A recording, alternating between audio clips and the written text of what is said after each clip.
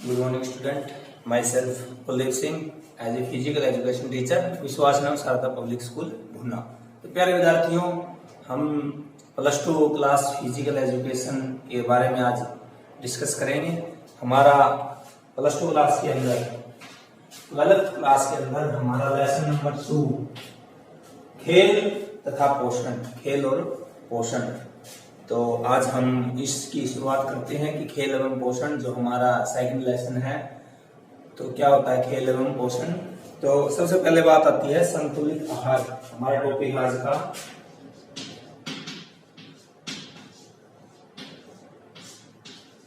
संतुलित आहार।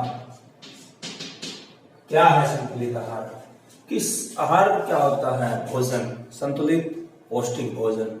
तो जो भोजन विटामिन युक्त, प्रोटीन युक्त या जो भी हमारे पोषक तत्व है सभी उसके अंदर विद्यमान हो, संतुलित आहार कहलाता है। पोषक तत्व है हमारे जैसे कार्बोहाइड्रेट्स, विटामिन, प्रोटीन, ये सभी खनिज सभी उसके अंदर विद्यमान हो, संतुलित आहार कहलाता है।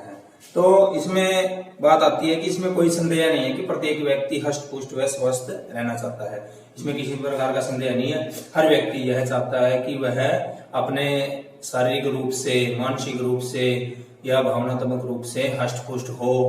ठीक है, तो सभी यह सोचते हैं भाई हमारा जो भी शरीर है वो बलवान बने, अच्छा ताकतवर बने, सुडौल शरीर बने। तो ये जो इसके लिए वह संतुलित आहार, फल फ्रूट, सब्जी, हरी सब्जियां वगैरह सभी का खाद्यवान वह करता है।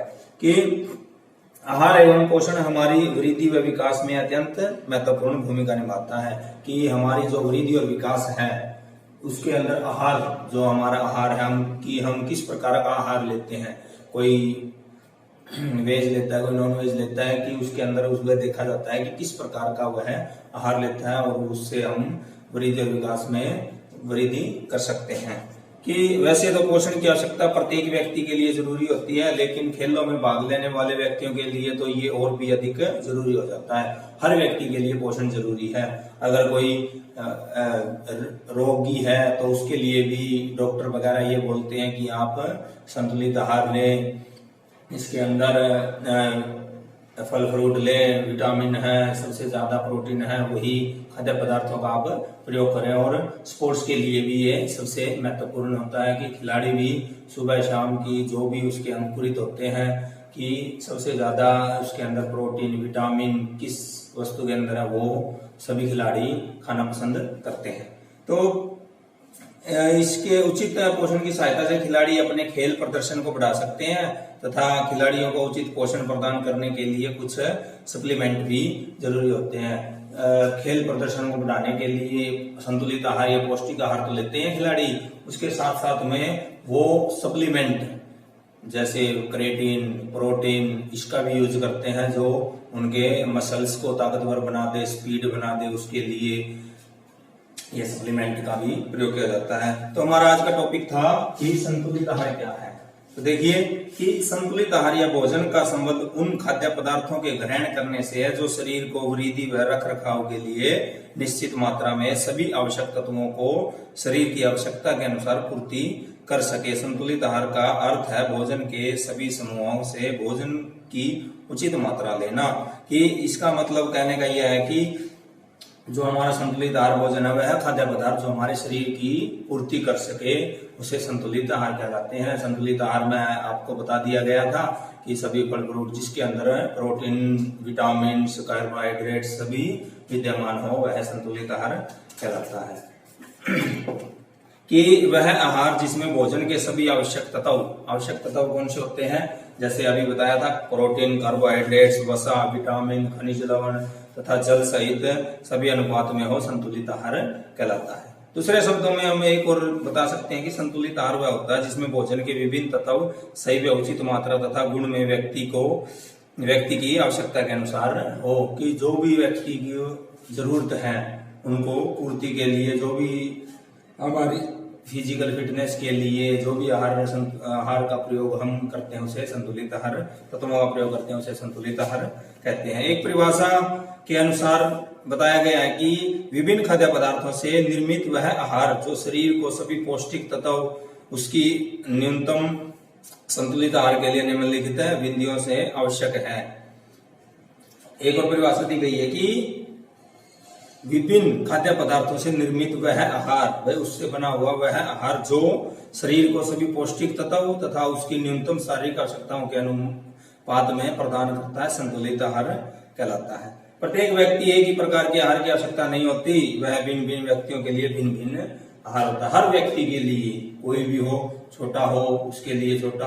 हम ये भी नहीं है कि जिसके अंदर ज्यादा विटामिन या क्रेटिन हो उस व्यक्ति को हद से ज्यादा खिलाया जाए। अगर हम किसी भी बच्चे को या किसी व्यक्ति को हद से ज्यादा आहार, पौष्टिक आहार खिला दें तो उसके जो हमारा पाचन संस्थान है उसके अंदर दिक्कत आ सकती है, लूज मोशन वगैरह लग सकते हैं, ऐसी कई बीमारियां हो जाती है अगर हम आवश्यकता से अधिक आहार उसको दें। उसके बाद में निम्नलिखित बिंदु है कि इसमें उचित मात्रा में सभी आवश्यक तत्वों को समावेश होना चाहिए। जो भी जितने भी आवश्यक तत्व है भोजन को पकाना आवश्यक होता है क्योंकि वह खाद्य पदार्थों को निसंक्रमित करता है और उसे रुचिकर तथा आसानी पूर्वक पचाया जा सकता है। उसके बाद में यह था हमारा संतुलित आहार की संतुलित आहार क्या होता है। उसके बाद में आता है हमारा पोषण।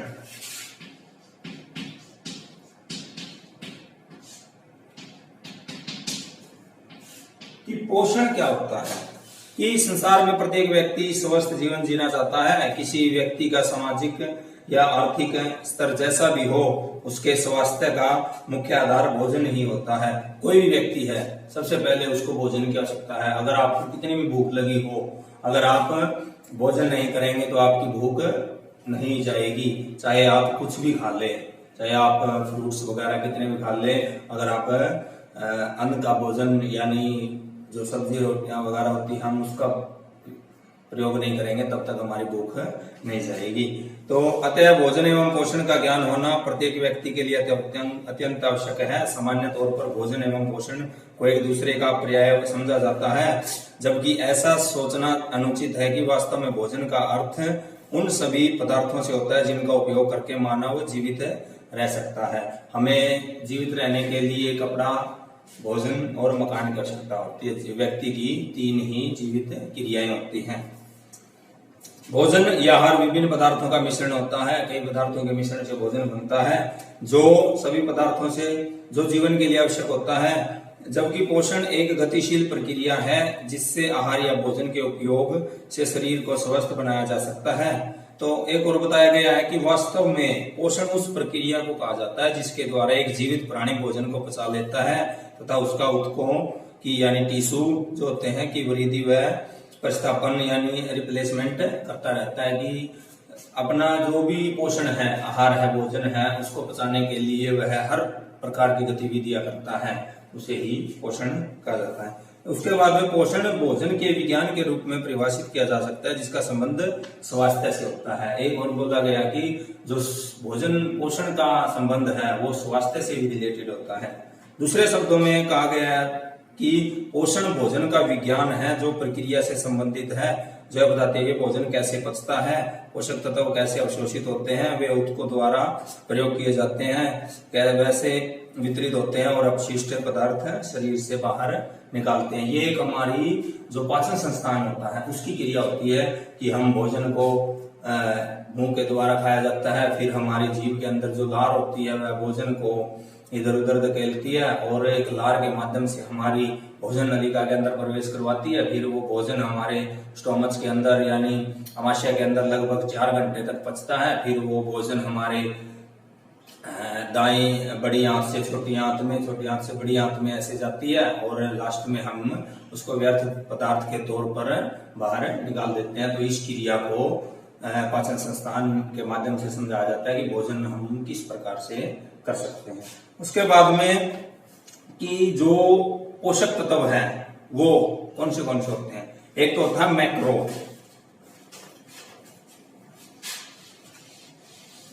एक तो होता है मैक्रो पोषक तत्व।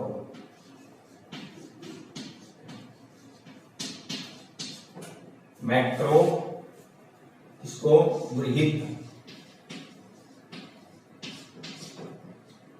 और दूसरा होता है माइक्रो,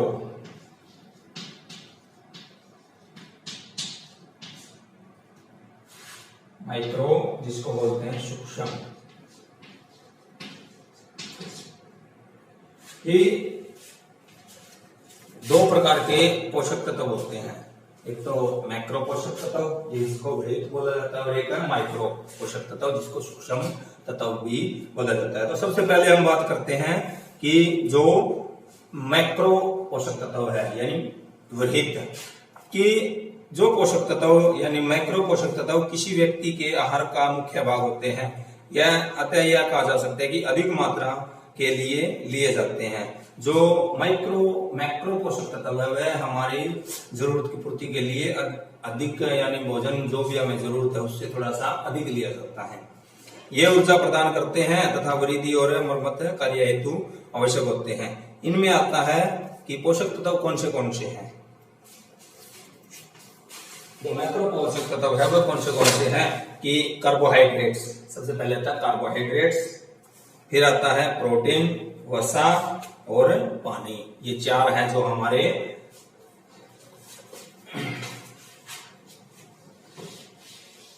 कार्बोहाइड्रेट्स,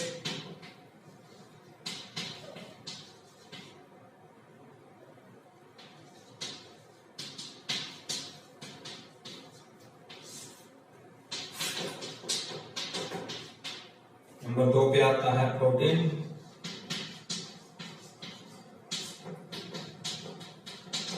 तीन पे आता है वसा और पानी।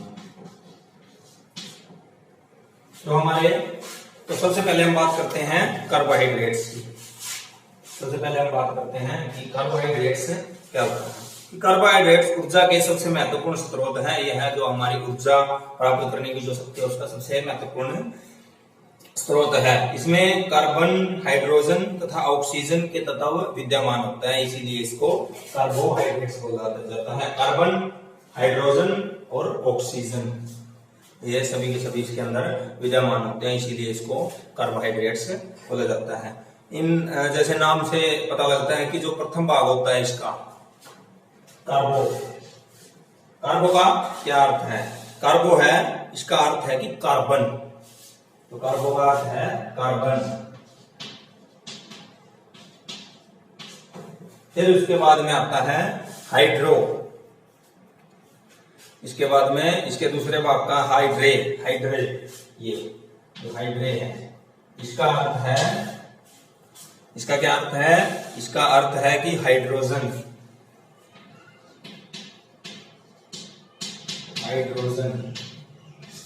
और सबसे पहले लास्ट में आता है एट, इसको बोला जाता है एट्स। एट्स का क्या मतलब है? ऑक्सीजन। इसका क्या मतलब है? ऑक्सीजन।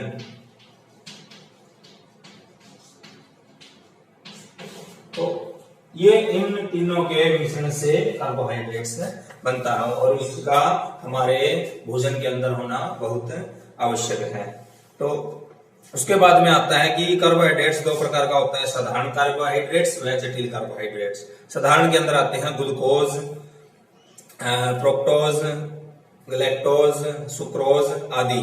और यह जो साधारण कार्बोहाइड्रेट्स होता है यह स्वाद में मीठे होते हैं और इनको शुगर भी कहा जाता है। उसके बाद में जटिल होते हैं, इसके अंदर वे आते हैं कि ग्लाइकोजन और ड्रेक्सिन्स, सेलुलोज आदि, और ये इनका स्वाद मीठा यानी मीठा नहीं होता और ये पानी में घुलनशील होते हैं। उसके बाद में आता है नंबर 2 पे प्रोटीन, कि प्रोटीन जो पोषक तत्व है हमारे जीवन में क्यों जरूरी है। कि protein carbon, hydrogen, oxygen, nitrogen व कभी कभी सल्फर नामक तत्वों से बनी होती है। प्रोटीन के अणु काफी बड़े होते हैं, इसीलिए ये प्रत्यक्ष रूप से हमारे रक्त में नहीं मिल पाते। अतः ये हमारे पाचन क्रिया संस्थान के द्वारा अमीनो एसिड में बदल दिए जाते हैं।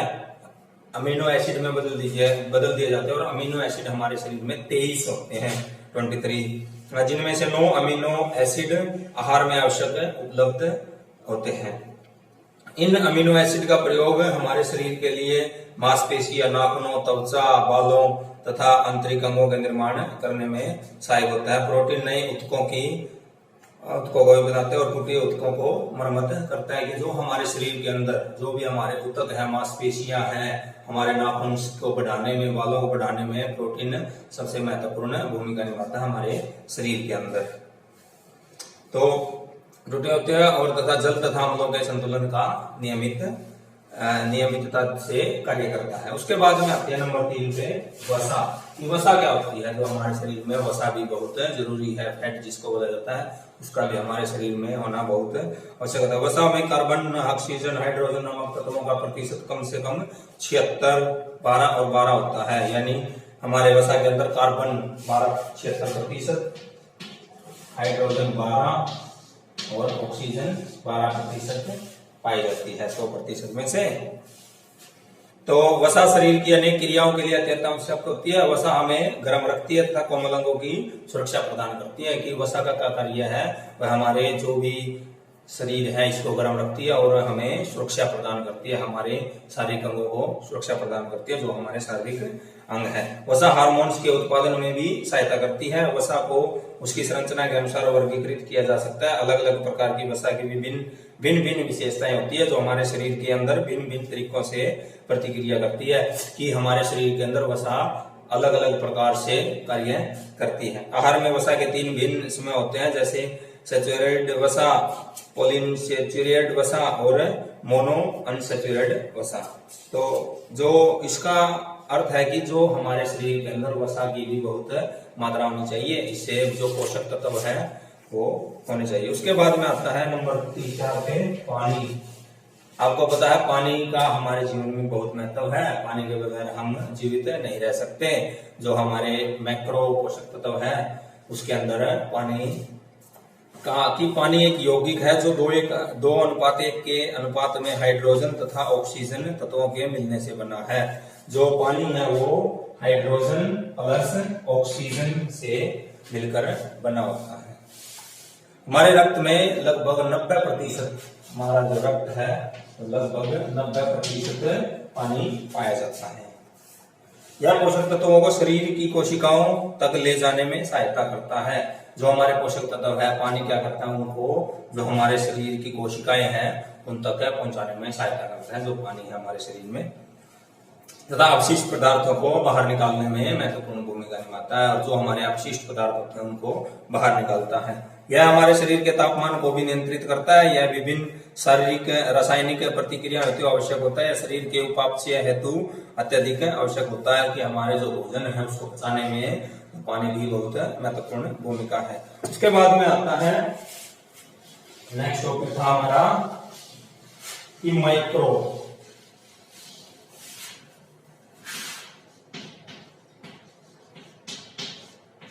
इसको बोला जाता है सूक्ष्म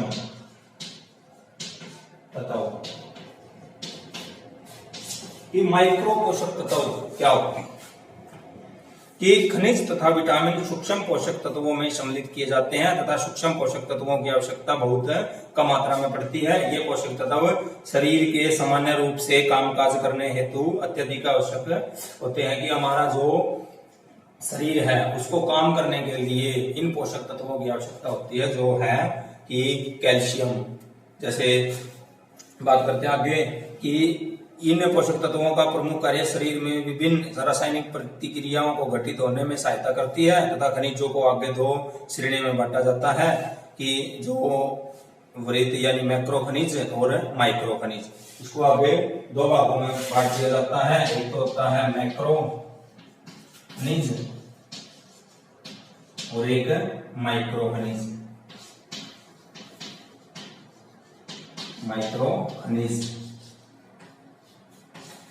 इसको 2 भागों में बांट दिया गया है। जो मैक्रो खनिज है वो क्या कौन से होते हैं?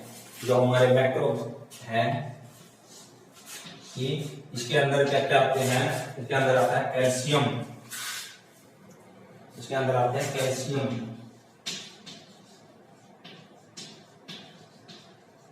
कैल्शियम,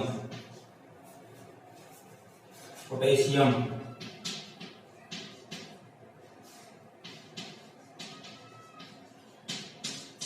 कैल्शियम, पोटेशियम,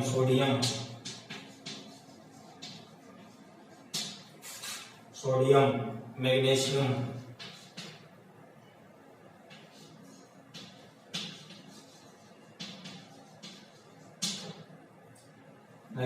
और फास्फोरस।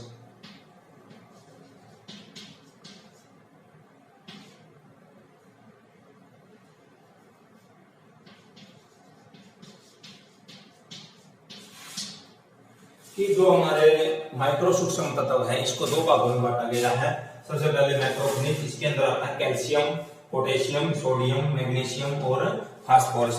कि हमारे जो पोषक तत्व है उसके अंदर ये कितने कितने विद्यमान होते हैं। इन सभी का होना हमारे जो सूक्ष्म पोषक तत्व है उनके अंदर विद्यमान होना बहुत जरूरी है। जब ये हम जो संतुलित आहार है वो हमारा टॉपिक चला हुआ है, तो इसके अंदर हम सारे जो भी सभी खनिज विद्यमान होना चाहिए तो ये हम संतुलित भोजन कहलाता है।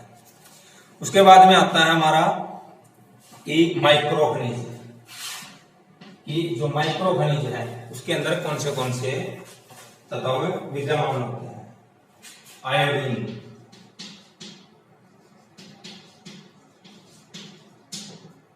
आयोडीन, लोहा, क्रोमियम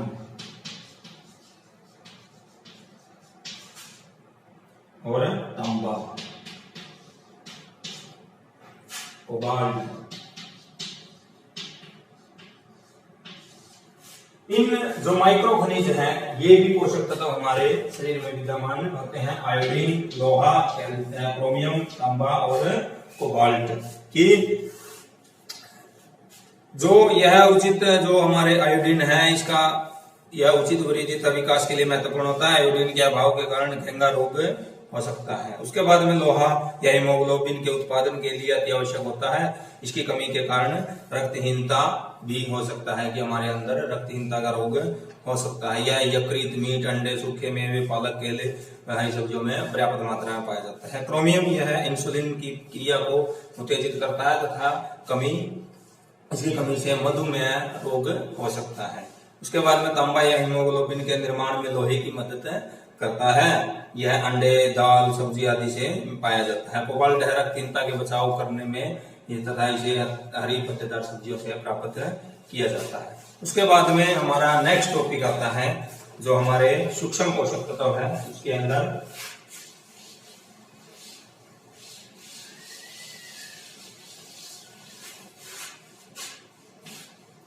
जो हमारा माइक्रो वर्ड चला हुआ है इसके अंदर आता है फिर विटामिन। कि हमारे शरीर में कितने प्रकार के विटामिन पाए जाते हैं। वसा में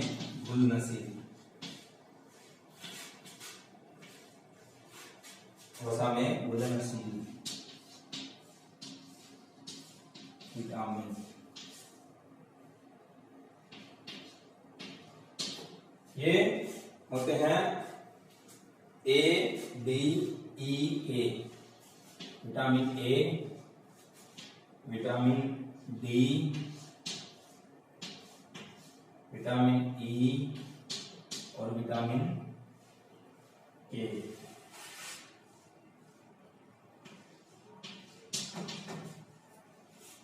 चार विटामिन वसा में घुलनशील होते हैं। विटामिन ए, डी, ई और के।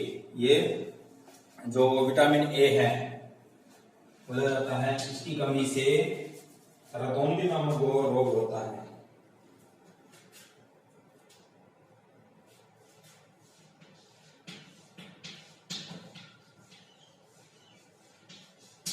और विटामिन डी की कमी से रिकेट्स। विटामिन ई की कमी से स्त्रियों में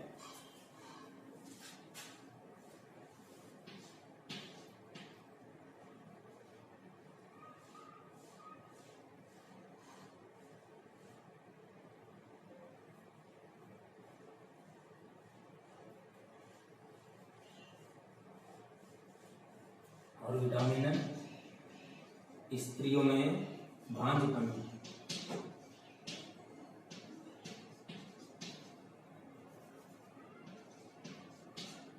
विटामिन ए रक्त का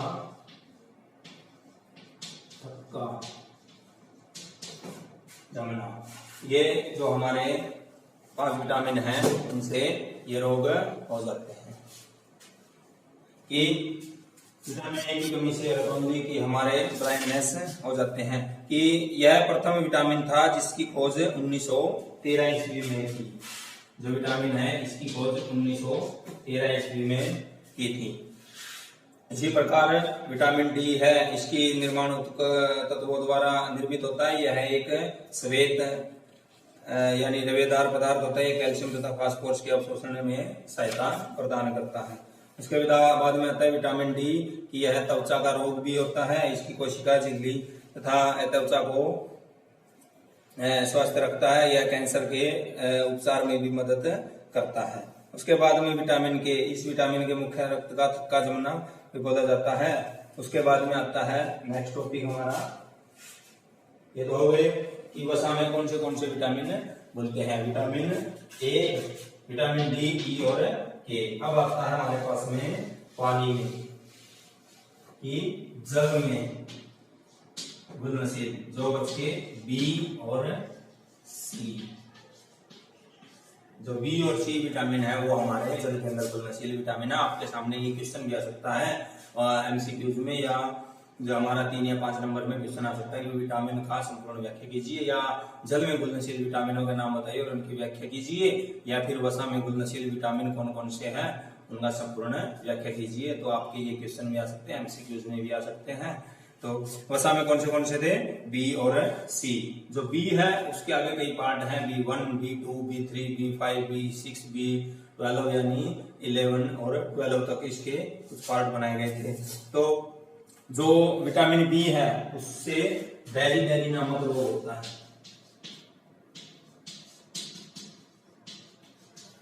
बेरी और सी से सकरवी। और ये हमें इनके मुख्य स्रोत होते हैं कि सबसे हरी पत्तेदार सब्जियां जो भी हमारे हैं, अंकुरित जैसे अनाज, गेहूं, जो भी है, चावल वगैरह, ये सारे विटामिन इनके स्रोत पाए जाते हैं। कि जितने भी पत्तेदार हरी सब्जियां, नींबू से शकरवी की कमी दूर होती है। तो विटामिन बी कॉम्प्लेक्स तथा 8 घुलनशील विटामिन होते हैं इसके। उसके बाद में विटामिन सी को हम क्रोबोक एसिड भी के नाम से भी जाना जाता है, या पानी में घुलनशील विटामिन होता है। यह एक श्वेत रेशेदार पदार्थ होता है। विटामिन सी घावों के भरने में सहायता प्रदान करता है। यह रक्तचाप यानी चयापचय तंत्र को बढ़ाता है तथा कैल्शियम के अवशोषण में सहायक होता है। इससे की कमी से शकरवी रोग हो जाता है। इसके मुख्य स्रोत हैं नींबू, अनानास, अमरूद, आंवला, बेर, संतरे, टमाटर आदि खाने चाहिए, जिससे हम विटामिन की कमी, जो भी हमारे शरीर के अंदर विटामिन की कमी है वो दूर हो जाए। तो प्यारे विद्यार्थियों, हमारा टॉपिक था आज का कि फर्स्ट था हमारा कि पोषण क्या होता है, संतुलित आहार क्या होता है। उसके बाद में कि जो मैक्रो तत्व और माइक्रो पोषक तत्व क्या होते हैं। मैक्रो जो खनिज, कैल्शियम, कार्बोहाइड्रेट्स, वसा, पानी थे। उसके बाद में माइक्रो आ जाते हैं जो खनिज लेवल में, जैसे इसके अलग अलग पार्ट्स थे, कैल्शियम, फास्फोरस, खनिज जो भी थे। और उसके बाद में विटामिन की, विटामिन क्या होता है, विटामिन कितने प्रकार के होते हैं, हमारे शरीर के लिए विटामिन क्यों जरूरी है, जो हमारे टॉपिक थे यही था। तो प्यारे विद्यार्थियों, मैं आशा करता हूँ आपको अच्छे प्रॉपर तरीके से समझ में आ गया होगा। धन्यवाद।